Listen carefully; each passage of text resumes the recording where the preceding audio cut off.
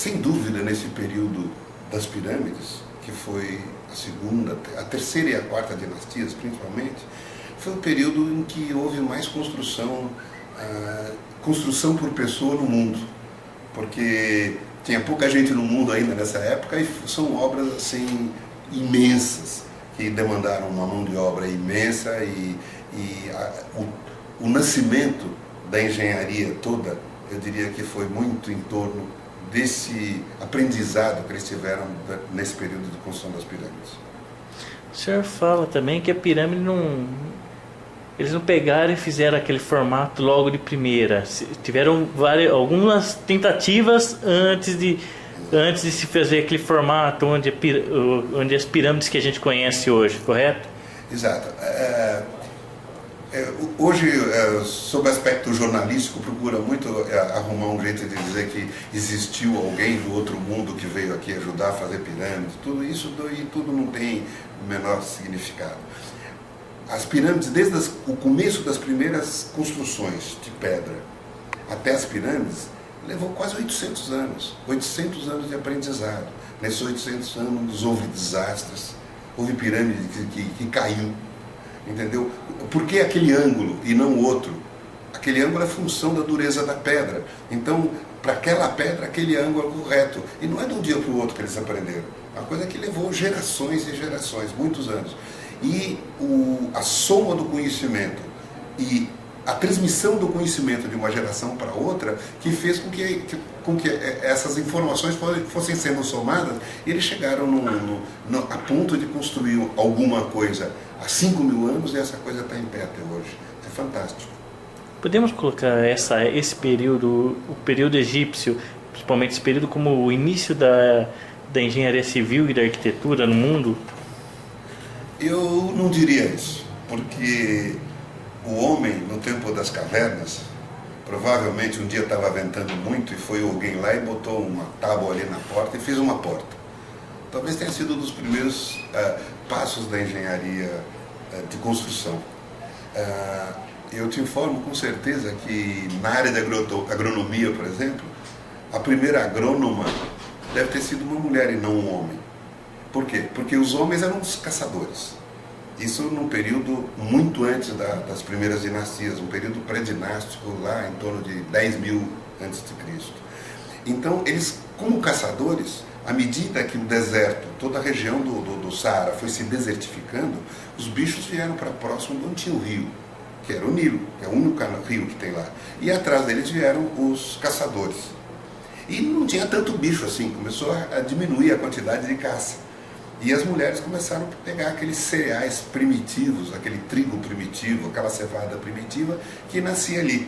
E certamente, e quem fazia esse papel de pegar o trigo eram as mulheres. E certamente uma delas, indo ou voltando de uma colheita de cereal, caiu um montinho de trigo no chão e ela viu que 2 semanas depois nasceu alguma coisa. E essa alguma coisa era trigo. Então começou a agronomia.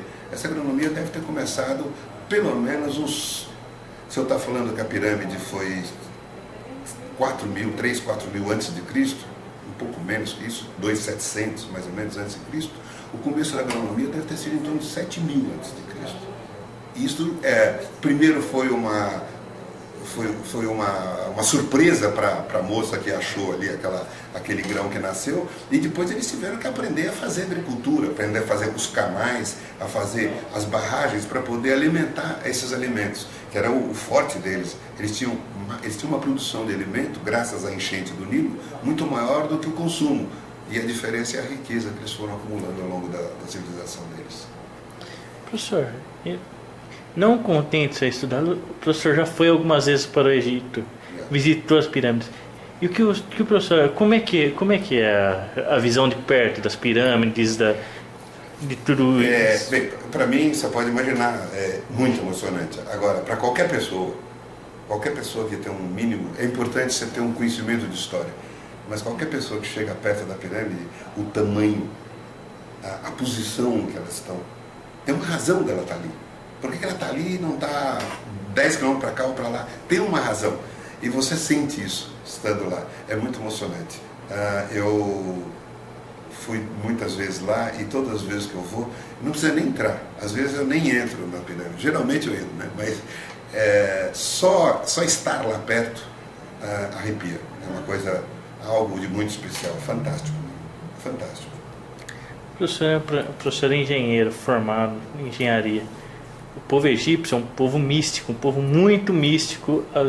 Como é que o professor avalia essa mistura da ciência inventada, ali, criada pelos egípcios, com essa mistificação deles? Bem, como você falou corretamente, eu sou engenheiro, trabalho com engenharia e eu não sou místico.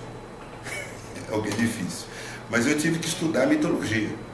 Você não pode falar de civilização egípcia sem falar da mitologia. Os deuses para ele eram uma coisa muito próxima, muito viva, sabe?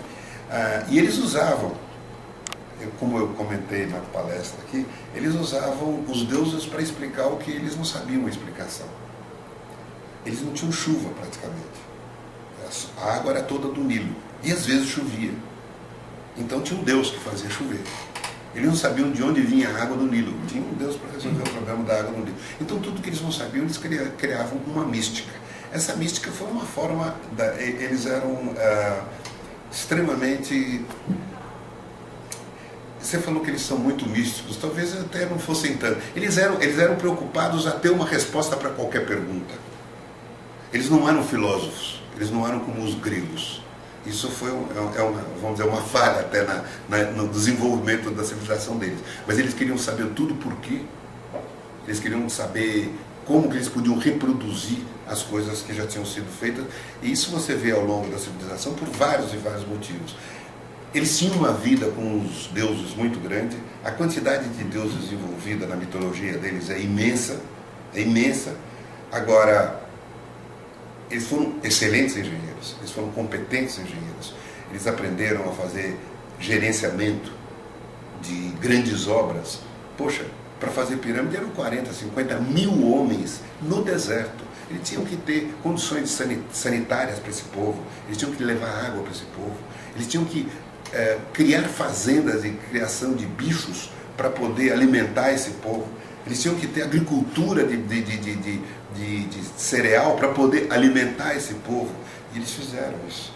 E o importante dessa história é que isso tudo foi feito ali naquela região de Mênfis, que é perto do Cairo hoje.